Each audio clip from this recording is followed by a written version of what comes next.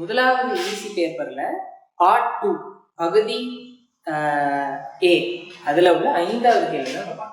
அது 5வது கேள்விக்கு போறதுக்கு முன்னாடி நம்ம படிச்சிருக்க சில விஷயங்களை ஞாபகப்படுத்திட்டு வருவோம். சரி, முதலாவது சிம்பிளான ஒரு விஷயம் என்னன்னு சொன்னா திரிகோண கணித விகிதம். சரியா, இப்ப உங்களுக்கு நிறைய பேர் தெரிஞ்சிருக்குமா இருக்கும். 3 திரிகோண கணித விகிதங்கள் நம்ம படிக்கிறது. சரியா, அந்த விகிதங்கள் பத்தி கொஞ்சம் படிச்சுட்டு கொஞ்சம் தெரிஞ்சுக்கிட்டு அப்புறம் நம்ம கேள்வி செய்யறதுக்கு போவோம். ஏன்னா அதோட சம்பந்தப்பட்டு தான் கேள்வி போகும். ஓகே, திரிகோண கணித விகிதங்கள் நம்ம எங்க பேசுவோம்னு சொன்னால் ஒரு செங்கோண முக்கோணில பேசுவோம். சரியா, ஒரு செங்கோண முக்கோணினா உங்களுக்கு தெரியும். ஒரு செங்கோண முக்கோணிங்கிறது ஒரு முக்கோணி. ஆனா அந்த முக்கோணில ஏதோ ஒரு கோணம் 90 பாகையாக இருக்கும். 2-3 கோணம் 90 பாகையாக இருக்க முடியாது. சரியா, ஏதோ ஒரு கோணம் 90 பாகையாக இருக்கும். அப்படிப்பட்ட முக்கோணியை தான் சொல்றது நம்ம செங்கோண முக்கோணின்னு சொல்றோம். இப்ப இந்த செங்கோண முக்கோணினா உங்களுக்கு தெரிஞ்ச 3 பக்கங்கள் இருக்கும், 3 உச்சிகள். இப்ப இந்த முக்கோணிக்கும் 3 பக்கங்கள் இருக்கு. இந்த செங்கோணத்துக்கு எதிரில் இருக்க பக்கம் செம்பக்கம்னு சொல்லப்படும். செம்பக்கம். சரியா, இந்த 90 பாகைக்கு அயல்ல உள்ள பக்கம் அயல் பக்கம். சரியா, நம்ம ஏதாவது ஒரு கோணத்தை கருதும் போது, உதாரணம் இந்த கோணத்தை நீங்க கருதுறீங்கன்னு வச்சுக்கோங்க, அந்த கோணத்தை நான் டீட்டான்னு சொல்றேன். இந்த டீட்டாக்கு எதிரில் இருக்க பக்கம் எதிர்பக்கம். சரியா, இந்த டீட்டாவோட இருக்க பக்கம், அதாவது டீட்டாக்கு அயல்ல இருக்க பக்கம் அயல். அப்ப இந்த முக்கோணில, இந்த செங்கோண முக்கோணில நம்ம 3 பக்கங்களுக்கு பேர் சொல்லி நம்மளால எழுத முடியும். சரியா, செங்கோணத்துக்கு எதிரான பக்கம் செம்பக்கம், நம்ம கருதுற கோணத்துக்கு எதிரான பக்கம் எதிர்பக்கம், நம்ம கருதுற கோணத்தோட இருக்க பக்கம் செம்பக்கம் தவிர மற்ற பக்கம் அது அயல். சரியா, அப்ப நம்ம கோணத்துக்கு அயல்ல இருக்க பக்கம் அயல். அப்ப இந்த பக்கங்களை நம்ம பெயரிட முடியும். சரி, இப்ப பாருங்க, நம்மளுக்கு 3 விகிதங்கள் என்ன? Sign, cos, tan. 3 விகிதங்கள் இருக்கு. என்னைக்குமே இந்த சைன், காஸ், tanங்கிற விகிதங்கள் ஒரு கோணத்துக்கு தான் நம்மளால எழுத முடியும். நம்ம இங்க கருதுற கோணம் யாரு? இந்த தீட்டா. அப்ப இந்த தீட்டாக்கு தான் நம்ம சைன் எழுதுவோம், தீட்டாக்கு தான் காஸ் எழுதுவோம், தீட்டாக்கு தான் tan எழுதுவோம். சரியா, இப்போ சைன் தீட்டாங்கிறது என்னன்னு சொன்னால் எதிர்பக்கம். சைன் தீட்டா இதுதானே நம்ம கருதுற தீட்டா. அதுல தீட்டாக்கு எதிரில் இருக்க பக்கம் தான் எதிர்பக்கம், அதை நம்ம பேசணும். அப்ப சைன் தீட்டாங்கிறது யாருன்னா எதிர்பக்கத்தின் கீழ் செம்பக்கம். எதிர்பக்கத்தின் கீழ் செம்பக்கம் அப்படிங்கிற விகிதம் தான் சைன் தீட்டா. சரியா, கொஸ் தீட்டாங்கிறது யாருன்னு சொன்னா அயல் பக்கத்தின் கீழ் செம்பக்கம். அயல் பக்கத்தின் கீழ் செம்பக்கம். சரியா, tan தீட்டாங்கிறது என்னன்னு சொன்னால் எதிர்பக்கத்தின் கீழ் அயல். எதிர்பக்கத்தின் கீழ் அயல். இப்ப இது 3 தான் நம்ம படிக்கிற திரிகோண கணித விகிதங்கள். சில வேளை இதை ஞாபகம் வச்சுக்கிறது உங்களுக்கு கடினமாக இருக்காது. அப்ப நான் படிக்கிற காலத்துல எனக்கு ஒரு ஷார்ட்கட் சொல்லி கொடுத்தாங்க. என்னன்னு சொன்னா எதிர்பக்கம் செம்பக்கம், அயல் பக்கம் செம்பக்கம், எதிர்பக்கம் அயல் பக்கம், அப்படித்தானே இருக்கு. இந்த முதல் எழுத்துக்களை பாருங்களேன், ஏனா சேனா ஆனா சேனா ஏனா ஆனா, அப்படித்தானே இருக்கு. அப்ப எனக்கு என்ன சொல்லி கொடுத்தாங்கன்னா என்னை செருப்பால் அடித்தவனை செருப்பை எடுத்து அடி, அப்படி சொல்றாங்க. அதாவது என்ன அர்த்தம்? என்னை ஏனா எதிர்பக்கம், செருப்பால் சேனா செம்பக்கம், அடித்தவனை ஆனா அயல் பக்கம், செருப்பை சேனா செம்பக்கம், எடுத்து ஏனா எதிர்பக்கம், ஆனா அடி அப்படின்னு சொல்லுவோம். அப்ப அயல். அப்ப என்னை செருப்பால் அடித்தவனை செருப்பை எடுத்து அடி, அப்படி சொல்லி தருவாங்க. அப்ப இதை நம்மளுக்கு ஈஸியா எழுதிக்க கூடிய மாதிரி இருக்கும். அப்போ அப்படி நம்ம ஞாபகம் வச்சுக்கலாம். அல்லது நீங்க எழுதுறது இது பாடமாக்கவும் தேவையில்லை, எழுதுறது உங்களுக்கு ஞாபகத்தில் இல்லை. அப்ப இதுதான் நம்ம படிக்கிற திரிகோண கணித விகிதம். சரிதான். இப்போ ஒரு சின்ன விஷயம் கவனிச்சு பாருங்க. இந்த சைன் தீட்டாலையும் காஸ் தீட்டாலையும் செம்பக்கம் சம்பந்தப்படுது இல்லையா? சேனா பானம் போட்டிருக்கிறது செம்பக்கம். ஆனா tan தீட்டால செம்பக்கம் சம்பந்தப்படும், செம்பக்கம் காணும். அது எப்படி காணாம போயிருக்குன்னு சொன்னால் இந்த எதிர்பக்கத்தின் கீழ் செம்பக்கத்தை அயல் பக்கத்தின் கீழ் செம்பக்கத்தால பிரிச்சு விட்டால் உங்களுக்கு செம்பக்கமும் செம்பக்கமும் வெட்டுப்பட்டது. இப்ப இது எல்லாமே பக்க நீளங்கள் தானே. எதிர்பக்கம்னு சொன்னா பெரிய ஒரு விஷயம் கிடையாது, அது ஒரு பக்க நீளம். அப்ப அந்த பக்க நீளங்கள்ல செம்பக்கங்கிற நீளம் இதுல காணும். எப்படி காணாம போகும்னு சொன்னா இதை இதால பிரிச்சு விட்டா என்ன? யோசிச்சு பாருங்க, எதிர்பக்கத்தின் கீழ் செம்பக்கம், அதை பிரிக்கிறேன், அயல் பக்கத்தின் கீழ் செம்பக்கம், அப்படி பிரிச்சு விடுறேன். இது ஒரு நம்பர், இது வேற ஒரு நம்பர், செம்பக்கம் வேற ஒரு நம்பர். ஆனா இந்த நம்பரும் இந்த செம்பக்கம்ங்கிற நம்பரும் ஒரே நம்பர். செம்பக்கம் மாற போறது இல்லை. ஒரு முக்கோணி எடுத்த செம்பக்கம் எப்பயுமே ஒண்ணுதான். அப்ப இந்த செம்பக்கமும் இந்த செம்பக்கமும் சமம். அவ இது சமனான நம்பர். நம்மளுக்கு தெரியும், பிரிக்கும் போது இந்த நம்பரும் இந்த நம்பரும் வெட்டி விடும். சரியா, அதாவது 2 பின்னங்களை பிரிச்சா கீழே உள்ளதும் இங்க உள்ள கீழே உள்ளதும் ஒரே நம்பராக தான் வெட்டி விடும். வெட்டி விட்டு 0 போட்டு விட்டுறல, வெட்டி விட்டா 1 தான். இல்லையா? பிரிச்சா ஒண்ணுதான். அப்ப எதிர்பக்கத்தின் கீழ் 1 அது எதிர்பக்கத்துக்கே சமம், அயல் பக்கத்தின் கீழ் 1 அது அயல் பக்கத்துக்கே சமம். அப்ப உங்களுக்கு விடையாகும் எதிர்பக்கத்தின் கீழ் அயல் பக்கம். ஆனா அதுதான் என்னது? tan தீட்டான்னு எழுது. அப்ப உங்களுக்கு ஒரு விஷயம் புரியும். tan தீட்டாங்கிறது sin தீட்டாவின் கீழ் cos தீட்டா. நம்ம இந்த விகிதத்தை இந்த விகிதத்தால பிரிச்சு தானே நம்ம இந்த விகிதத்தை எடுத்தோம். அப்ப அதுக்கு உரிய ஆட்களை நம்ம பிரிச்சமாக இருந்தால் அதே தொடர்பு வரணும் தானே. அப்ப tan தீட்டாங்கிறது sin தீட்டாவின் கீழ் cos தீட்டா. சரியா? இப்படி நம்ம tan தீட்டாக்கு ஒரு தொடர்பு எழுதி எடுக்க முடியும். இப்ப இதுக்கு மேலதிகமாகவும் திரிகோண கணித விகிதங்கள் இருக்கு. கொசெக் தீட்டா, செக் தீட்டா, கொட் தீட்டா அப்படி எல்லாம் இருக்கு. ஆனா அது நம்மளுக்கு தேவையில்லை. சைனுக்கு தலைகீழ் கொசெக், கொசுக்கு தலைகீழ் செக், டேனுக்கு தலைகீழ் கொட். ஆனா அது நம்மளுக்கு தேவை இல்லை. அதனால அதை நம்ம படிக்க வேண்டிய அவசியம் இல்லை. நம்மளுக்கு இந்த சைன் கொஸ் டேன் இருந்தா போதும். சரி, இப்ப இந்த தீட்டாங்கிறது ஏதோ ஒரு கோணம் தான். சில சாதாரணமா நியமமா நம்ம பயன்படுத்துற கோணங்களுக்கு வழக்கமான சைன் கொஸ் டேன் பெருமானங்கள் உண்டு. அது ஞாபகம் வச்சுக்கிறதும் ஈஸி. அது இந்த டேபிள்ல நம்ம நிறைய நீங்களும் ஒரு பேப்பர் ஒன்லையோ இல்லை ஒரு நோட் புக்லையோ எடுத்து வரைஞ்சி தேவையான விஷயங்களை எழுதி நோட் பண்ணிக்கிட்டீங்கன்னா உங்களுக்கு எப்போ வேணாலும் எடுத்து பார்த்துக்கலாம். இப்போ நம்ம என்ன செய்ய போறோம்னு சொன்னா, இந்த டேபிள் நிரப்புவோம். இந்த டேபிள் இந்த பக்கம் விகிதங்கள் இருக்கு, இந்த பக்கம் கோணங்கள் இருக்கு, பாகையில இருக்கு தீட்டா. சரியா? தீட்டாக்கு 0 பாகையாக இருந்தால் இது sin 0, cos 0, tan 0 அப்படி வாசிக்கும். சரியா? மல்டிபிளிகேஷன் டேபிள் மாதிரி. இப்போ யோசிக்கும், sin 0 யாருன்னு சொன்னா 0. சரியா? நீங்களும் இந்த மாதிரி டேபிள் ஒன்று போட்டு எழுதி வச்சுக்கோங்க. sin 0 0. சரியா? sin ஃபுல்லா எழுதிட்டு அப்புறம் கொஸ்டுக்கு வரும் ஒரு சின்ன பேட்டர்ன் ஒன்று. சரியா? sin 0 0. sin 30 யாருன்னு கேட்டா அரை. அரை. சரியா? பின்னமாக எழுதலாம், சைவ தசம் கொஞ்சம் தசமமாக எழுதலாம். sin 0 0, sin 30 அரை. sin 45 யாருன்னு கேட்டா 1/√2. சரியா? 1/√2. √2 நம்மளுக்கு தெரியும் தானே, 1.41 அப்படி வரும். அப்போ 1.41 பிரிச்சு சைவ தசம் ஏதோ வரப்போகுது, அது தேவை கிடையாது. இது 1/√2ங்கிறது. sin 60 யாருன்னா √3/2. சரியா? √3ங்கிறது ஒரு நம்பர் இல்லையா? 3க்கு வர்க்க மூலம் எடுத்தா, வர்க்க மூலம் பாடம் படிச்சிருக்கீங்க தானே கிரேட் 10ல 2வது பாடம். அப்ப அந்த நம்பரை 3க்கு வர்க்க மூலம் எடுத்து வர நம்பரை 2ஆல பிரிச்சு விட்டீங்கன்னா உங்களுக்கு sin 60. sin 90 யாருன்னு சொன்னா 1. sin 90 sin என்னைக்குமே 0 1 அது 2க்கு இடையில தான் இருக்கும். சில வேளை -1க்கும் போய் வரலாம். சரியா? 0 1க்கு இடையில தான் இருக்கும். 1 விட பெருசா சைன் வர முடியாது. சரியா? அப்ப எங்கேயாவது நீங்க சைன் பெருமானமோ இல்லை ஏதோ ஒன்று பாக்குறீங்க, 1 விட பெரிய ஒரு விட ஒன்று வருதா இருந்தா நீங்க செஞ்சது பிள்ளை தான் இருக்கும். 1 விட பெருசா சைன் வராது. சரியா? அப்படிதான் சைன். இதே மாதிரி கொஸ்டுக்கு பேசும். கொஸ்டுக்கு பார்த்தா cos 0 1. சரியா? cos 0 1. cos 30 √3/2. சரியா? √3/2 அதாவது வர்க்க மூலம் 3/2. cos 45 sin 45க்கு வந்து அதே விட தான் 1 வர்க்க மூலம் 2. cos 60 எவ்வளோன்னு கேட்டா cos 90 எவ்வளோன்னு கேட்டா 0. இப்போ இந்த டேபிளை கவனிச்சு பாருங்க, உங்களுக்கு ஒரு வடிவம் ஒன்று தெரியும், ஒரு பேட்டர்ன் ஒன்று தெரியும். என்ன யோசிச்சு பாருங்க. இது அப்படியே மாறி தலைகீழ இங்க நம்ம எழுதின 0 அரை 1/√2 √3/2 1ங்கிறது தலைகீழ 1 √3/2 1/√2 அரை 0 அப்படின்னு வந்துருக்கு. ஏன் இந்த தலைகீழ வருது அப்படிங்கிற விஷயத்த நீங்க A லெவல்ல படிக்கணும், A லெவல் மேத்ஸ்ல படிக்கணும். அப்போ இன்னும் நீங்க தெளிவா விளக்கமா ஆர்வமா படிக்கணும். அப்ப என்ன விஷயம்னு சொன்னா, சைனுக்கு வர அதே விடைகள் தலைகீழ கொசுக்கு வரும், தலைகீழ கொசுக்கு. அதனாலதான் உங்களுக்கு சைன் டேபிள் இருக்கு இல்லையா, மடக்கை அட்டவணையில இயற்கை சைன்கள் பாப்பீங்க. அதுல இயற்கை சைன்களுக்கு மேல இருந்து கீழே பார்ப்பீங்க. ஆனா இயற்கை கொசைன்களுக்கு அதே டேபிள்ல கீழே இருந்து மேல பார்ப்பீங்க. என்ன காரணம்னு சொன்னா, சைனோட தலைகீழ் தான் கொஸ். சரியா? இது 0 அப்படி போய்கிட்டு இருந்தா கொஸ் வந்து 1ல இருந்து தொடங்கி 0 வரைக்கும் போகும். அப்ப சைனோட தலைகீழ் தான் கொஸ். சரி, ஓகே. இப்போ டேனுக்கு 1 நம்ம நேரடியா ஞாபகம் இருக்க விஷயங்களை வச்சு எழுதலாம். எப்படி? tan 0 0, tan 30ங்கிறது 1 வர்க்க மூலம் 3, tan 45ங்கிறது 1. சரி, tan 45 1 ஈஸி. tan 60ங்கிறது வர்க்க மூலம் 3, tan 90ங்கிறது முடிவு. அது ஏன் முடிவுன்னு நான் சொல்லித்தரேன். முடிவிலிங்கிறது ஒரு முடிவே இல்லாத நம்பர், உங்களுக்கு யோசிக்கவே முடியாத ஒரு மிகப்பெரிய நம்பர்னு வச்சுக்கோங்க. 10 கோடின்னு சொல்றீங்களா, அதை விட பெரிய நம்பர். 1000 கோடின்னு சொல்றீங்களா, அதை விட பெரிய நம்பர். சரியா? நம்பர் முடிவே இல்லாத ஒரு நம்பரை குறிக்கிறது அந்த முடிவு.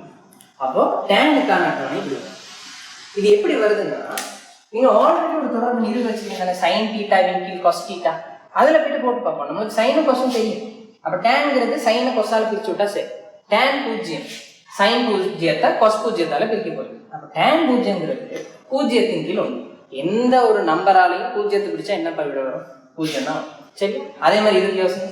அரைய √3/2 பிரிக்கும். அரைய √3/2 பிரிக்கும். அப்ப இந்த கீழே இருக்க 2 வெட்டுப்பட்டு போக 1/√3 மிச்சம். இங்க பாரு, sin 45 1/√2 தான், cos 45 1/√2 தான், ஒரே நம்பர். இதுக்கு நீங்க பெருமானம்லாம் போட்டு உன்னால பிரிச்சு ஏதோ ஒன்று பண்ணி ஏதோ ஒரு நம்பர் எடுக்கிறது.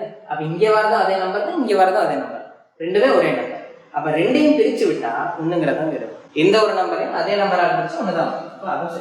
இதுக்கு தெரியும் √3/2 அரையால பிரிக்கும். இந்த ரெண்டும் வெட்டுப்பட்டு போக √3 மிச்சம். இதுக்கு கொஞ்சம் பேசும். சரியா? 1 0 பிரிக்கும். 1 0 பிரிக்கும். இங்க பாருங்க, உங்ககிட்ட 50 காஃபி 10ஆல பிரிக்கும். 10 பேர் இருக்காங்க, 10 பேருக்கு சமணம் பிரிச்சு கொடுக்க போறீங்க. 50 காஃபி 10 பேருக்கு பிரிச்சு கொடுத்தா ஒரு ஆளுக்கு 5 கிடைக்கும். நம்ம தானே ஒரு ஆளுக்கு 5 கிடைக்கும். 5 துண்டுகளோ 5 டாஃபியோ கிடைக்கும். 50 டாஃபி இருக்கு, 25 பேர் இருக்கு, 25ஆல பிரிக்கும். ஒரு ஆளுக்கு 2 டாஃபி கிடைக்கும். சரியா? இதை நான் மேலே ஓகே. 50 டாஃபி இருக்கு, 5ஆல பிரிக்கும்.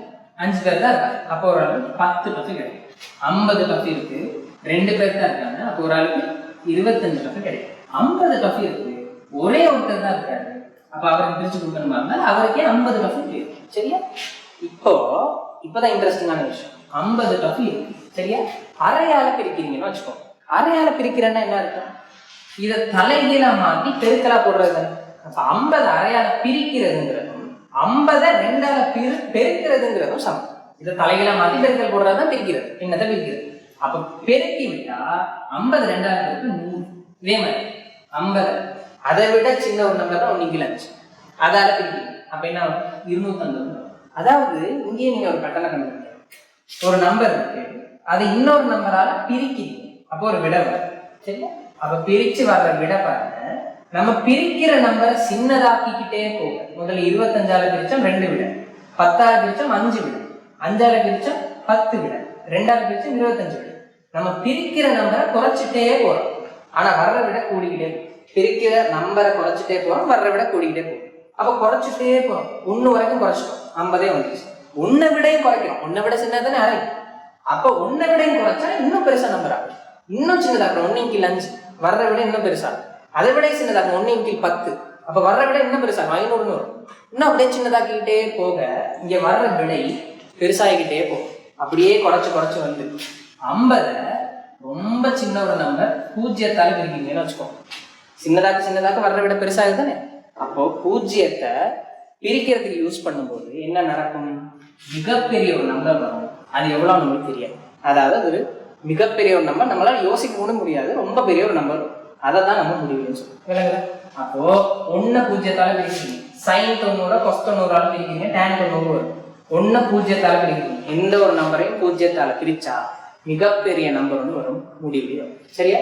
அப்ப இந்த முடிவுங்கிற பெருமானம் tan 90 கிடைக்கும். இதுதான் என்னது? திரிகோண கணித விகிதங்களோட சம்பந்தப்பட்ட சில விஷயங்கள். அப்ப இந்த விஷயங்களை நீங்க நல்லா விளங்கி எடுத்து நோட் பண்ணி வைங்கன்னா உங்களுக்கு யூஸ்ஃபுல்லா இருக்கும். இப்ப நம்ம வருவோம் கேள்வியை செய்யறது. 5வது கேள்வி பாருங்க, பக்கம் 13 இருக்கு. ஆழ்கடலில் பயணம் செய்யும் யுத்த கப்பல் ஒன்று தனக்கு 134 பாகை திசையில் 2700 மீட்டர் தூரத்தில் பயணம் செய்யும் எதிரி விமானம் ஒன்றை அவதானிக்கிறது. அதேவேளை யுத்த கப்பலானது தனக்கு தெற்கு திசையிலும் எதிரி விமானத்திற்கு மேற்கு திசையிலும் அமைந்துள்ள கலங்கரை விளக்கம்னா லைட் ஹவுஸ் ஒன்றை அவதானிக்கிறது. படம் ஒன்று தந்திருக்காங்க. சரி, இப்போ திசையில்னா என்ன? நம்மளுக்கு மேப்பெல்லாம் தெரியும். நம்ம நிறைய இடங்கள்ல மேப்பை யூஸ் பண்ணி செயற்பாடுகள் செய்வோம், எங்கேயாவது போவோம் இல்லையா? இப்போ எல்லார் கையிலையும் போன் இருக்கும். அப்ப என்ன பண்ணுவோம்? கூகுள் மேப் எல்லாம் போட்டு ஒவ்வொரு இடங்களுக்கு நம்ம டிராவல் பண்ணுவோம் இல்லையா? ரொம்ப ஈஸி. ஏதாவது தெரியாத இடங்கள் இருந்தா கூட ஈஸியா பார்த்து போவோம். சரி, இப்போ ஒரு மேப் இருக்கு, இப்படி ஒரு லொகேஷன் இருக்கு, இப்படி ஒரு லொகேஷன் இருக்கு, இப்படி ஒரு லொகேஷன் இருக்கு. நீங்க இங்கே நிற்கிறீங்க, இது A, இது B, இது C. இங்க இருந்து சிக்கு போறதுக்கு எப்படி போறதுன்னு இன்னொரு ஆள்கிட்ட நீங்க கேக்குறீங்கன்னு வச்சுக்கோங்க. சரியா? நீங்க போறீங்க, இன்னொரு ஆள்கிட்ட சிக்கு எப்படி போறதுன்னு கேக்குறீங்க. இங்க இருந்து 10 மீட்டர் நடந்து போங்க தம்பி அப்படின்னு சொன்னா நம்மளுக்கு எங்க போகணும்னு தெரியாது. ஏன்னா 10 மீட்டருக்கு இந்த திசையிலே நடந்து போகலாம், இந்த திசையிலே நடந்து போகலாம், இந்த திசையிலே நடந்து போகலாம், இப்படியும் போகலாம், இப்படியும் போகலாம், இப்படியும் போகலாம், இப்படியும் போகலாம். எந்த திசையில வேணாலும் 10 மீட்டர் நடந்து போகலாம். அப்ப என்ன சிக்கல்னு சொன்னா, வெறும் தூரத்தை மட்டும் வச்சுட்டு ஒரு இடத்தின் லொகேஷனை நம்மளால கண்டுபிடிக்க முடியாது.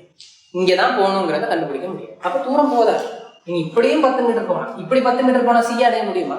முடியாது இல்லையா? நம்ம இந்த திசையில போகணும். என்னது? இந்த திசையில போகணும். அப்போ நம்ம ஒரு லொகேஷனை சொல்றதுக்கு தூரம் மட்டும் பத்தாது, திசையும் முக்கியம் இல்லையா? அப்போ ஒரு இடத்தை நம்ம வெளிப்படுத்துறதுக்கு தூரம் அல்லது இடப்பெயர்ச்சி, தூரம் அல்லது இடப்பெயர்ச்சி, அதுவும் திசையும் முக்கியம்.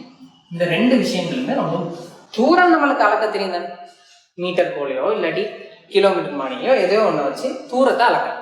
திசை எப்படி அளக்குறதுன்னு சொன்னா ஒவ்வொரு ஆள் ஒவ்வொரு விதமா அளக்கும். அதுக்கு ஒரு ஸ்டாண்டர்டா தான் திசைக்கோளுங்கிற ஒரு கன்செப்ட் இருக்கு. திசைக்கோள்னா என்னன்னா வடக்குல இருந்து எவ்வளவு திசை திரும்பி இருக்கு. இப்ப இங்க நிக்கிற ஒருத்தர் சீக்கு போகணுமா இருந்தா 10 மீட்டர் பிரயாணிக்கிறாருன்னு சொல்லுங்க. எந்த திசை? வடக்குல இருந்து 40 பாகை, வடக்குல இருந்து 40 பாகை திரும்பி 10 மீட்டர் போங்க, அப்ப சி அடையலாம். அப்படி சொன்னா நம்ம என்ன பண்ணலாம்? வடக்கு 40 பாகை திரும்பி நேரா 10 மீட்டர் நடந்து போங்க, சி அடையலாம். நியாயம் தானே? அப்ப என்னன்னா திசையும் தூரமும் தெய்வமா இருந்தா நம்ம ஒரு இடத்தை பின் பாயிண்டா சொல்ல முடியும். அதாவது இந்த திசையை சொல்றதுக்கு நம்ம ஒரு நியமமாக யூஸ் பண்ற முறை தான் திசைக்கோள். அப்ப திசைக்கோள் எப்படி எழுதணும்னு சொன்னா 3 டிஜிட்ல தான் எழுதணும் என்னைக்குமே. இப்ப 40ங்கிறது 2 நம்பர் தானே வருது, அப்ப 40 மட்டும் எழுதுனா சரியா அப்படின்னு கேட்டா இல்ல. திசைக்கோள் எழுதும் போது என்னைக்குமே 3 டிஜிட் யூஸ் பண்ணும். 120 பாகை அப்படின்னு சொன்னா 120, அதுக்கு 3 டிஜிட் வரும். ஓகே, 20 பாகைன்னு சொன்னா 0 2 0 தான் போடணும், இன்னுக்கு ஒரு 0 போடணும். அப்ப 3 டிஜிட்ல எழுதணும். அதுதான் நம்ம நியமமா யூஸ் பண்றோம். ஏன்னா இதை பார்த்தவனைக்கு எந்த நாட்டுல உள்ள ஆளாக இருந்தாலும் அவரால் புரிஞ்சுக்க முடியும். சரி, இங்க இருந்தாலும் சரி, இங்கிலாந்துல இருந்தாலும் சரி, அமெரிக்கால இருந்தாலும் சரி, இதை அவருக்கு ஸ்கூல்ஸ்ல படிச்சு கொடுத்துருப்பாங்க. அப்ப நம்ம எழுதி கொடுக்க இல்லாட்டி சொல்ல அவர் புரிஞ்சுப்பாங்க. அப்ப இதை ஸ்டாண்டர்டா நம்ம யூஸ் பண்றோம், நியமமா யூஸ் பண்றோம். அப்ப 3 டிஜிட்ல எழுதணும், வடக்குல இருந்து அளக்கணும். இன்னொரு முக்கியமான விஷயம், வலஞ்சுழியா அளக்கணும். சரியா? வலஞ்சுழியா அளக்கணும். இப்போ வடக்குல இருந்து நம்ம இந்த திசையில நகரணும்னு வச்சுக்கோங்க, இது வடக்கு, ஆனா நகர வேண்டிய திசை இது இப்படி இருக்குன்னு வச்சுக்கோங்க. நம்ம இந்த பாகையை சொல்றது ஈஸி இல்லையா? 40 இல்லாட்டி 60 70 ஏதோ ஒன்று வரப்போகுது. 90 விட குறைவா தான் வரும், ஏன்னா 90 இதுவே. அப்ப 90 விட குறைவா ஏதோ ஒரு நம்பர் சொல்றது ஈஸி. ஆனா திசைக்கோள் ஒரு ஸ்டாண்டர்டா நம்ம என்ன செய்யணும்னு சொன்னா வலஞ்சுழியா தான் இருக்கும். வலஞ்சுழியா அளந்தா கட்டாயம் 270 விட கூட வரும். 270ங்கிறது இந்த கோட்டுக்குள்ளது, அதை விட கூடவா. எப்படி அதை ஈஸியா சொல்றேன்னா 3 90, இது ஒரு 90, இது அடுத்த 90 180, இது அடுத்த 90 270. அப்ப 270 விட பெரிய நம்பர்னு வரும். அப்ப திசைக்கோள் சொல்லும் போது 270 விட பெரிய ஒரு நம்பரை தான் நீங்க திசையா சொல்லி கொடுத்தீங்க. வடக்குல இருந்து வலஞ்சுழியா இருக்கும். அப்ப என்னென்ன விஷயங்கள் கவனிக்கணும்? திசைக்கோள்ல முதலாவது வடக்கிலிருந்து சொல்லணும், என்னைக்கு வடக்கிலிருந்து சொல்லணும். ரெண்டாவது என்னன்னா வலஞ்சுழியா இருக்கணுங்கிறத ரெண்டாவது வலஞ்சுழியாக சொல்லணும். வலஞ்சுழினா தெரியும் தானே, கிளாக்கோட திசை கிளாக் வைஸ் வலஞ்சுழியாக சொல்லணும். அடுத்தது எப்பயுமே 3 டிஜிட்ல எழுது, 3 நம்பர்ஸ் யூஸ் பண்ணி எழுதணும். 20 பாகைகள் இருந்தா 0 2 0 பாகைகள் எழுதணும். சரி தானே? முன்னுக்கு இருக்க அந்த 0த்தையும் போட்டுக்காங்க, 3 டிஜிட்ல எழுதணும். அப்ப இதுதான் என்னன்னா திசைக்கோளோட சம்பந்தப்பட்ட விஷயம். அப்ப அதுவும் கிளியர் தானே? சரி, இப்போ நம்ம கேள்வியில இருக்க படத்துக்கு இப்போ பாத்தீங்கன்னா பேப்பர்ல இந்த படம் தந்திருக்காங்க. இங்க கப்பல் இருக்கான், இது கலங்கரை விளக்கமா, இது எதையுமா. இப்ப வடக்குன்னு குறித்து காட்டுறதுக்காக மேல் நோக்கி ஒரு அம்புக்குறி போட்டு வடக்குங்கிற திசையும் தந்திருக்காங்க. நம்ம என்னைக்குமே பேப்பர்ல திசைகள் காட்டணுமா இருந்தா மேல் நோக்கி அம்புக்குறி போட்டா அதான் வடக்கு. என்னைக்குமே மேல் நோக்கி போட்டா அதான் வடக்கு. இப்போ இப்படி கொப்பியை வச்சிருக்க ஒரு ஆள் மேல் நோக்கி அம்புக்குறி போட்டா அது அவருக்கு அது வடக்கு. அவர் இப்படி தெரிஞ்சிருந்தாலும் மேல் நோக்கி இருக்கதான் வடக்கு. சரிதானே? பேப்பர்லயோ இல்லை இந்த மாதிரி ஒரு ஒயிட் போர்ட்லயோ ஒரு தளத்துல நம்ம திசைகளை வரையும் போது மேல் நோக்கி உள்ளதான் நம்ம வடக்குன்னு சொல்லுவோம். அப்ப மேல் நோக்கி வடக்கு வந்து இந்த பக்கம் கிழக்கு, கீழே உள்ளது தெற்கு, இந்த பக்கம் போறது மேற்கு, அதாவது தெற்கு. சரி, அப்ப வடக்கு மட்டும் குறிச்சா மற்ற திசைகளும் எங்க இருக்குன்னு தெரியும். ரைட். இப்ப இதானே நம்மளுக்கு தந்திருக்க படத்தின்படி எதிரி விமானம் இங்க இருக்கான், கலங்கரை விளக்கம் அங்க இருக்கான், கப்பல் அங்க இருக்கு, அது இருக்கு. மேல கேள்வியில பாருங்க, ஆழ்கடலில் பயணம் செய்யும் யுத்த கப்பல் ஒன்று தனக்கு 134 பாகை திசை வீதி. யுத்த கப்பல் இங்க இருக்காரு, யூ கப்பல்னு சொல்றோம். யுத்த கப்பல் இங்க இருக்காரு, அவருக்கு 134 பாகை திசை வீதி. நம்ம திசை வீதினா என்னன்னு படிச்சுட்டோம். அதாவது வடக்குல இருந்து வலஞ்சுழியாக 3 டிஜிட்ல இருக்கிற திசை தான் திசை வீதி. அப்ப வடக்குல இருந்து தான் வடக்கு, வலஞ்சுழியாக 134 பாகை திசைகள்ல இருக்காங்க. அதாவது வடக்கிலிருந்து வலஞ்சுழியாக உள்ள கோணம் 134 பாகை. இதான் அவங்க அப்ப திசையில் தந்தார். இந்த திசையில திரும்பி 2700 மீட்டர், 2.5 கிலோமீட்டர் விட கூட 2700 மீட்டர் அவ்வளவு தூரத்துல எதிரி விமானம் இருக்கான். சரியா? அப்ப திசை தெரியும், தூரம் தெரியும், இந்த எதிரி விமானம் எங்க இருக்குங்கிறத பின் பாயிண்டா சொல்லலாம். சரியா? இவ்வளவு தூரத்துல இவ்வளவு திசையில இருக்குன்னு சொன்னா கப்பல் இப்படி இருக்கு, 134 பாகை வடக்குல இருந்து திரும்பி 2700 மீட்டர் நேரா நடந்து போனா எதிரி விமானத்துக்கு போயிடும் இல்லையா? அப்ப அந்த 2 விஷயங்கள் சொல்லிடுது. இப்ப கேள்விகளை வாசிப்போம். அடுத்த பக்கம் தரப்பட்டுள்ள உருப்படத்தினை பிரதி எடுத்து, அதாவது இந்த படத்தை நம்ம பேப்பர்ல பிரதி செய்யணும். சரிதானே? பிரதி எடுத்து மேலே தரப்பட்டுள்ள தரவுகளை அதில் குறிக்கும். சரிதானே? அங்க தந்திருந்தது என்ன? திசையில் தந்திருந்தாங்க, தூரம் தந்திருந்தாங்க. அப்ப எதிரி விமானம், கலங்கரை விளக்கம் எல்லாம் எழுதிருக்கீங்க. திசையில் 134 போடுவீங்க, தூரம் 2700 மீட்டர். அது ரெண்டையும் குறித்து காட்ட இதுக்கு ஒரு மார்க்ஸ், இதுக்கு ஒரு மார்க்ஸ். சிம்பிளா வந்து சேரும். பார்த்து வரைஞ்சி அந்த ரெண்டையும் நீங்க குறிச்சு விட்டீங்கன்னா 2 மார்க்ஸ் சும்மா வந்து சேரும். அடுத்த கேள்வி பாருங்க. திரிகோண கணித அட்டவணையை பயன்படுத்தி எதிரி விமானத்திற்கும் கலங்கரை விளக்கத்திற்கும் இடையிலான தூரத்தை மீட்டரில் கணிக்க. திரிகோண கணித அட்டவணையை பயன்படுத்தி, இதுக்காக தான் நம்ம முதல்ல படிச்சோம். சரி, திரிகோண கணித அட்டவணையை பயன்படுத்தி எதிரி விமானத்திற்கும் கலங்கரை விளக்கத்திற்கும் இடையிலான தூரம் அதை மீட்டர்ல காணலாம். எதிரி விமானம் இது, கலங்கரை விளக்கம் இது. இது ரெண்டுக்கும் இடைப்பட்ட தூரம்னு சொன்னா நம்ம சொல்லலாம் ஒரு அச்சர கணித ஒரு குறியீடு போடுற எக்ஸ். இந்த எக்ஸை கண்டுபிடிச்சு கொடுத்தா அதான் அந்த கேள்விக்கு விட. இப்ப எக்ஸை காணும். திரிகோண கணித அட்டவணையை பயன்படுத்த. திரிகோண கணித அட்டவணைனா நம்மளுக்கு இருக்கு தானே. லாக் புக் எடுத்தீங்கன்னா, மடக்கை அட்டவணை எடுத்தீங்கன்னா அதை பின்னுக்கு இயற்கை சைன்கள், இயற்கை தான்சன்கள் அப்படின்லாம் இருக்கும். அதான் திரிகோண கணித அட்டவணை. அந்த அட்டவணையை பயன்படுத்தி எக்ஸை காணும். திரிகோண கணித விகிதங்கள் எழுதுறதுக்கு நம்மளுக்கு என்ன வேணும்? ஒரு செங்கோண முக்கோணி வேணும். அப்ப இங்க ஒரு செங்கோண முக்கோணி இருக்கான்னு பார்த்தா இருக்கு. எதிரி விமானத்துக்கு மேற்குல தானே கலங்கரை விளக்கம் இருக்குன்னு சொல்லியிருக்காங்க. எதிரி விமானத்துக்கு இதான் வடக்கு. சரியா? இது கிழக்கு, கீழே தெற்கு, இதுதான் மேற்கு. அப்ப வடக்குல இருந்து இந்த பக்கம் 90 பாகம் மேற்குல தான் இருக்கு. அதே மாதிரி கலங்கரை விளக்கத்துக்கு நேரா வடக்குல தான் என்ன இருக்கு? கப்பல் இருக்கு. அல்லது கப்பலுக்கு தெற்குல தான் கலங்கரை விளக்கம் இருக்கு. அப்போ இது மேற்கு, இப்படி வர்றது. இது வடக்கு. மேற்குக்கும் வடக்குக்கும் இடையில என்ன கோணம்? 90 பாகையா. அப்ப இது 90 பாகம். அதாவது இந்த முக்கோணி, கப்பல், கலங்கரை விளக்கம், எதிரி விமானங்கிற இந்த முக்கோணி ஒரு செங்கோண முக்கோணம். செங்கோண முக்கோணியை பார்த்தா நம்ம சைன், கொஸ், டேன் எல்லாம் நீளங்களோ கோணங்களோ இருந்தா எழுத முடியும். அடுத்த விஷயம், செங்கோண முக்கோணியை பார்த்தா செம்பக்கம், நம்ம கருதுற கோணத்துக்கு எதிர்பக்கம், கருதுற கோணத்துக்கு அயல் பக்கம், எல்லாத்தையும் அதையும் எழுத முடியும். அப்ப சைன், கொஸ், டேன் என்ன கேள்வி கேட்டாலும் எழுதலாம். அதை பத்தி நம்ம படிச்சோம். என்ன கேட்கிறாங்க? எதிரி விமானத்திற்கும் கலங்கரை விளக்கத்திற்கும் இடையிலான தூரம். இந்த தூரம் தான் கேள்வி. நம்ம ஆல்ரெடி இந்த தரவுகள் குறிச்சு வச்சிருக்கோம். 134 பாகை 2700 மீட்டர். இது 134 பாகையாக இருந்தால் இதே இந்த கோணம் எவ்வளவா இருக்கும்? இது ஒரு நேர்கோடு தான். ஏன்னா கலங்கரை விளக்கத்துல இருந்து வடக்கு நோக்கி போற கோடு தான் இது. இது வடக்குங்கிற கோடு. அப்ப அது ரெண்டு ஒரே கோடு தான், ஒரே கோடு.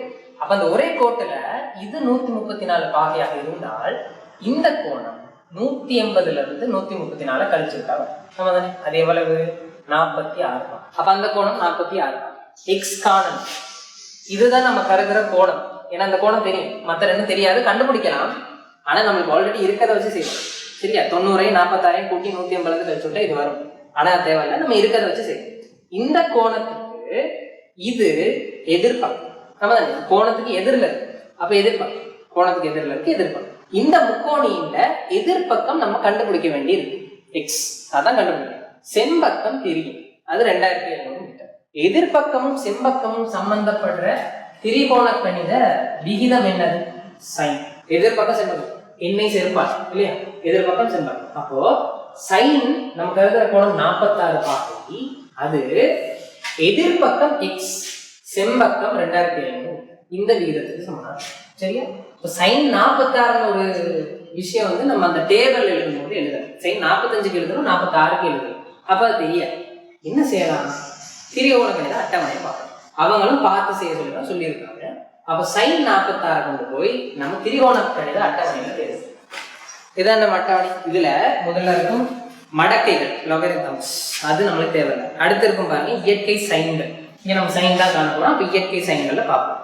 இயற்கை சைன்கள்ல 46 தேடுறது இந்த 46 இருக்கு. 46 பாகை கலையோடு இல்லையே, 46 பாகைக்கு மட்டும்தான் பார்க்கணும். அப்ப 0 கலை. அப்ப 46க்கும் 0க்கும் இடையில உள்ள அது ரெண்டும் இடைவெற்ற இடத்துல உள்ள நம்பரை பார்த்தீங்கன்னா அது 0.7314 7314. இதுதான் எக்ஸின் கீழ் 2700க்கு சமனாக இருக்கும். நம்மளுக்கு கேள்வி என்னது? எக்ஸ் தானே. அப்ப கேள்வி எக்ஸுங்கிறது நீங்க காணலாம் 0.7314 தர 2007. இதை என்ன பண்ணிருக்கேன்? பெருக்கி விட உங்களுக்கு விட வரும் எக்ஸ் சமன் 1942.22 மீட்டர். ஆனா எக்ஸுங்கிறது நம்ம போட்டது, இப்படி எக்ஸ்ல கொடுத்துருக்காங்க. அவங்க எப்படி கேள்வி கேட்டிருக்காங்களோ அதை வசனமா மாத்தி எழுதி விட்டு நீங்க விடையை கொடுத்தீங்கன்னா சரி. கேள்வி என்ன கேட்கிறாங்க? எதிரி விமானத்திற்கும் கலங்கரை விளக்கத்திற்கும் இடையிலான தூரம். எதிரி விமானத்திற்கும் கலங்கரை விளக்கத்திற்கும் எதிரி விமானத்திற்கும் கலங்கரை விளக்கத்திற்கும் இடைப்பட்ட தூரம், அதான் எக்ஸ்னு போட்டோம். ஆனா எக்ஸ் கண்டுபிடிச்சிருக்கோம். அப்ப அந்த தூரம் 1942.22 மீட்டர். பெருக்கி பாருங்க, ஈஸியா 4 தசமதானங்கள் இருக்கு, இங்க ஒரு தசம். சரிதானே? இயற்கை சைன் பார்த்துக்கிறீங்க. அப்படி பார்த்து நீங்க என்ன செய்யலாம்? எக்ஸக்கான இதுதான் அந்த கேள்விக்கான விடை. சரி, அடுத்து 3வது பாடம். எதிரி விமானம் கலங்கரை விளக்கத்தை தாக்குவதற்கு ஆரம்பிக்கும் அக்கணம். எதிரி விமானம் இங்க இருக்காரு இல்லையா, இங்க இருந்து கலங்கரை விளக்கத்தை ஷூட் பண்ண போறான். பாம்பு அடிக்க போறான், பாம்பு போட போறான், இல்லாட்டி ஷூட் பண்ண போறான். இங்க இருந்து குண்டு வீசுறான். அப்ப இங்க இருந்து கலங்கரை விளக்கத்தை தாக்க ஆரம்பிக்கும் போது மேலே கூறப்பட்ட இடத்தில் நங்கூரம் இடப்பட்டுள்ள யுத்த கப்பல், இங்க இருக்கு யுத்த கப்பல், அது அங்க நங்கூரம் இடப்பட்டிருக்கான். அங்க இருக்க யுத்த கப்பலுக்கு தகவல் கிடைக்கலாம். உடனே அவர்களிடம் உள்ள சிறிய வேக தாக்குதல் படகு ஒன்றை கலங்கரை விளக்கம் மற்றும் எதிரி விமானம் ஆகியவற்றுக்கு இடையில் நிலைப்படுத்துவதற்காக கப்பலில் இருந்து 150 திசைகளில் பயணிக்கிறார். சரி, என்ன சொல்றாங்க? இவருக்கு தகவல் கிடைக்குது இல்லையா, இங்க இருந்து இந்த எதிரி விமானம் கலங்கரை விளக்கத்தை ஷூட் பண்றாங்க.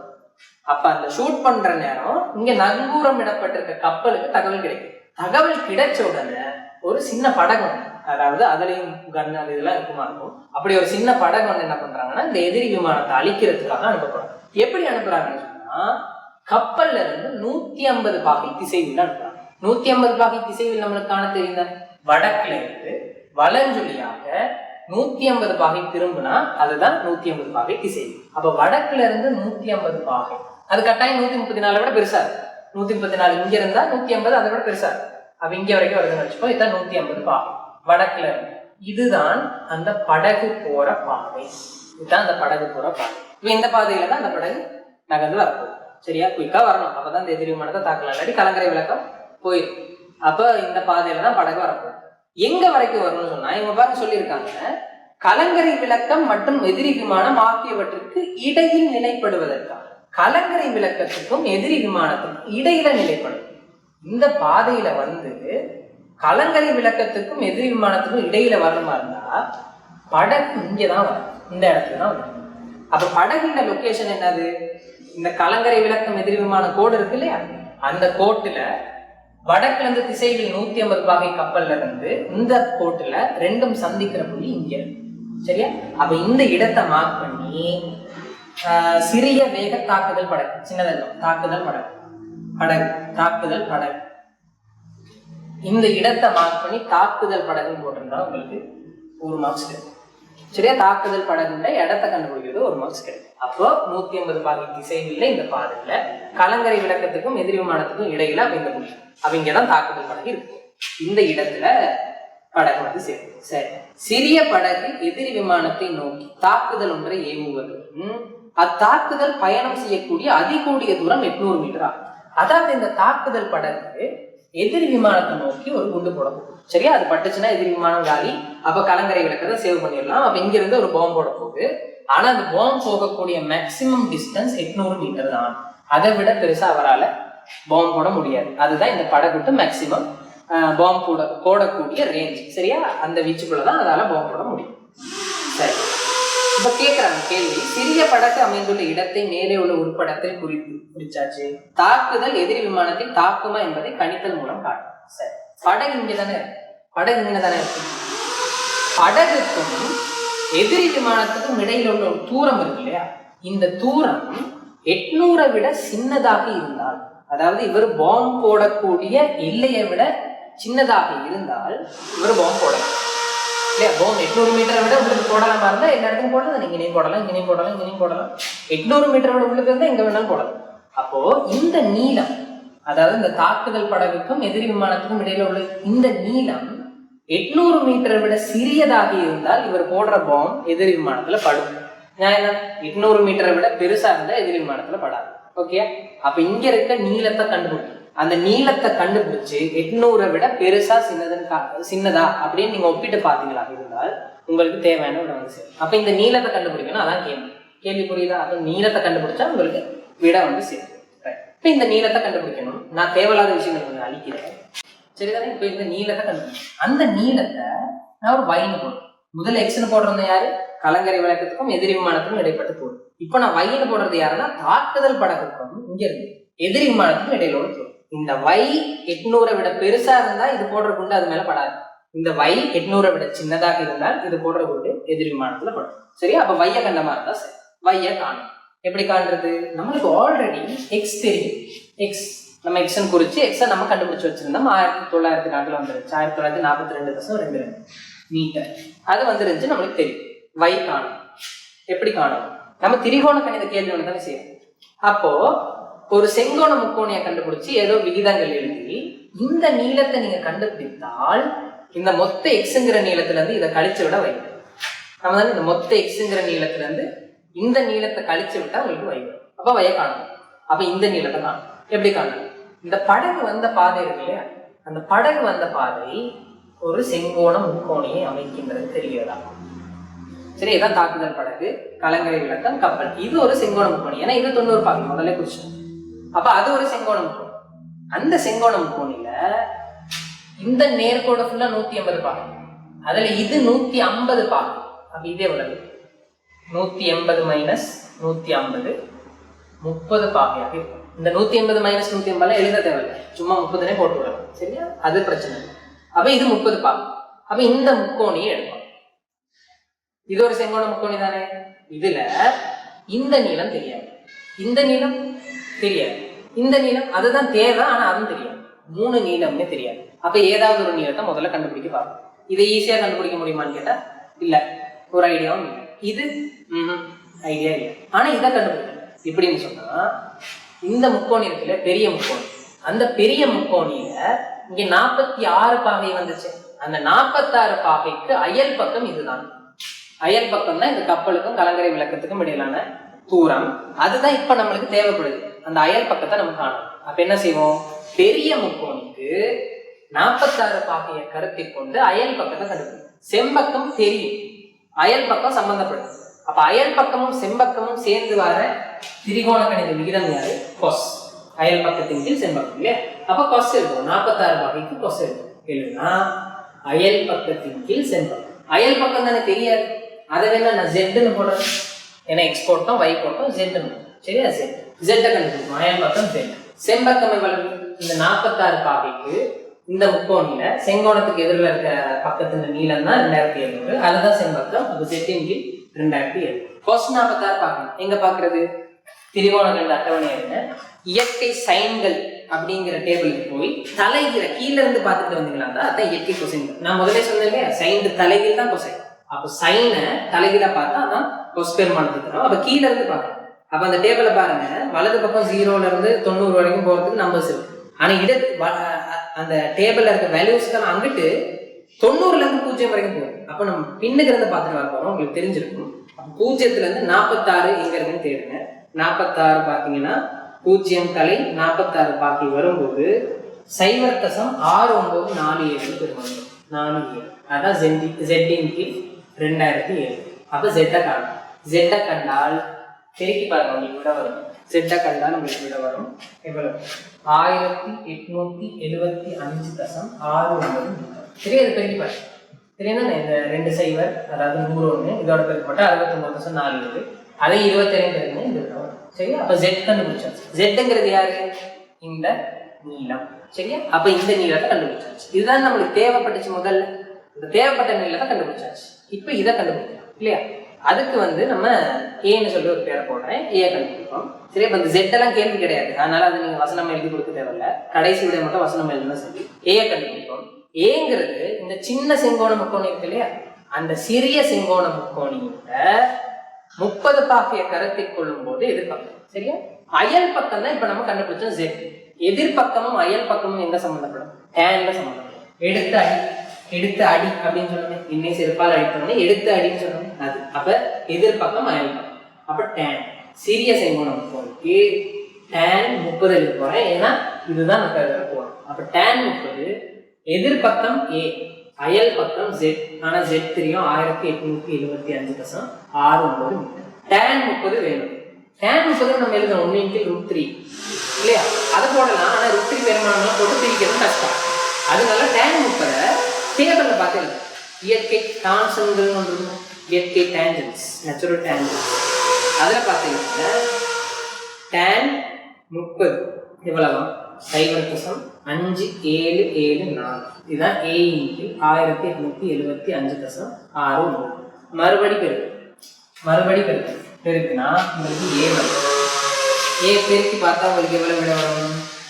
1082.87 மீட்டர்.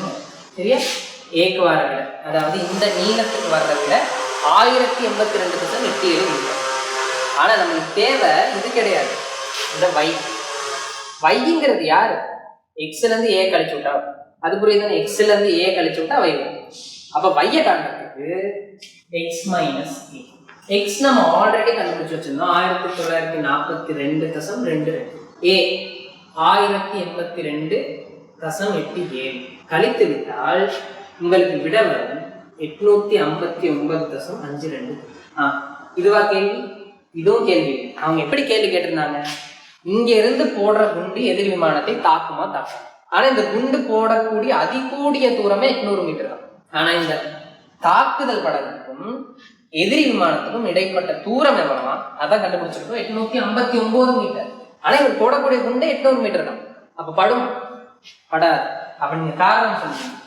தாக்குதல் படகுக்கும் எதிரி விமானத்துக்கும் இடைப்பட்ட தூரம் எவ்வளவு? அதுதான் வையின் போட்டு கண்டுபிடிச்சோம், 859.52 மீட்டர். இது 800 மீட்டரை விட பெரியது இல்லையா? இது 800 மீட்டரை விட பெரியது. 859.52 800 மீட்டரை விட பெரியது. அப்ப அவர் குண்டு போடக்கூடிய மேக்சிமம் தூரத்தை விட அவர் இருக்க இடம் பெருசு. ஆகவே என்ன நடக்கும்? அவர் போடுற குண்டு எதிரி விமானத்தை தாக்கும். ஆகவே தாக்குதல் படகிலிருந்து வரும் குண்டு இல்லாட்டி தாக்குதல் படகின் தாக்குதல் எதிரி விமானத்தை தாக்காது அப்படின்னு முடிவா எழுதி கொடுத்தீங்கன்னா தாக்காது. அதான் கடைசியா கேட்டிருந்த கேள்வி இல்லையா? பாருங்க, சிறிய படகு எதிரி விமானத்தை நோக்கி தாக்குதல் ஏவுவதுடன் அத்தாக்குதல் பயணம் செய்யக்கூடிய அதிகூடிய தூரம் 800. சிறிய படகு அமைந்துள்ள இடத்தை மேலே உள்ள ஒரு படத்தில் குறித்து அது சரி, தாக்குதல் எதிரி விமானத்தை தாக்குமா என்பதை கணித்தல் மூலம் காட்டணும். அப்ப நம்ம கணித்தெல்லாம் செஞ்சு தாக்காதுன்னு காட்டணும். இதுதான் இந்த கேள்விக்கு விடையாக இருக்கும். சரியா? இப்ப இந்த கேள்வி பாத்தீங்கன்னா கொஞ்சம் டைம் எடுக்கக்கூடிய கேள்வி தான். ஏன்னா இந்த மாதிரி பெரிய நம்பர்ஸ் எத்தனை தடவை பெருக்கணும் இல்லையா? பெரிய நம்பர்ஸ் நிறைய தடவை பெருக்க வேண்டி வருது. நான் ஆல்ரெடி செஞ்சு பார்த்துருக்கனால எனக்கு ஈஸியா விட தெரியும், போட்டுட்டு போயிட்டேன். ஆனா நீங்க செய்யும்போது இதை பெருக்கும் போது டைம் எடுக்கும், பிழைகள் வரும், ஏதாவது கேர்லெஸ் மிஸ்டேக் வரும். அதனால இந்த கேள்வி வந்து கொஞ்சம் டைம் எடுக்கக்கூடிய கேள்வின்னு நம்ம சொல்லலாம். ஆனா ஐடியா ஒரு நல்ல கேள்வி இல்லையா? ஒரு நல்ல யோசிச்சு செய்யக்கூடிய ஒரு கேள்வி. அப்ப நீங்க இதை ட்ரை பண்ணி பாருங்க. நீங்களா ஒருக்கா இது எல்லாத்தையும் பார்த்துட்டு நீங்களா ஒருக்கா எல்லாத்தையும் ஆஃப் பண்ணி வச்சுட்டு நீங்களாவே செய்து பாருங்க. செய்து விட எடுக்க முடியாது, எடுக்க முடியுமாக இருக்க பிரச்சனையே இல்லை. சரிதானே? அவருக்கு நீங்க படிச்சுட்டீங்க, நீங்களா செய்வீங்க, விட வருது, அப்ப சிக்கல் இல்லை. சரிதானே? அப்போ இதுதான் இந்த கேள்விக்கான விடை. சில வேளை இந்த மாதிரி பெரிய கஷ்டமான கேள்விகள் வந்துட்டா மார்க்ஸ் போடுறதை ஈஸியாக்கிடுவாங்க. இது எழுதிருந்தா 1 மார்க்ஸ் பதில் 2 மார்க்ஸ், இது கண்டுபிடிச்சிருந்தா இது எழுதிருந்தாலே மார்க்ஸ், இது எழுதிருந்தாலே மார்க்ஸ், அப்படி கொடுத்துருவாங்க. இப்போ பேப்பர் கஷ்டம் வந்து நம்ம கவலைப்பட தேவையில்லை, நம்மளுக்கு ஈஸியாக மார்க்ஸ் வரும். சரியா? ஸ்கீம் வந்து ஈஸியாக்கி நம்மளுக்கு தருவாங்க. அதனால இந்த கேள்வி பெருசா இருக்குன்னு சொல்லி பயப்பட வேண்டிய அவசியம் இல்லை. சரிதானே? உங்களுக்கு கஷ்டம்னா எல்லாருக்கும் கஷ்டமா தானே இருக்கும். அதனால மார்க்ஸ் வந்து ஈஸியாக தான் தருவாங்க இந்த மாதிரி கேள்விகள். ஓகே, அப்போ இதை நீங்களாம் ஒருக்கா செஞ்சு பாருங்க. இந்த கேள்வி முடிக்கும்.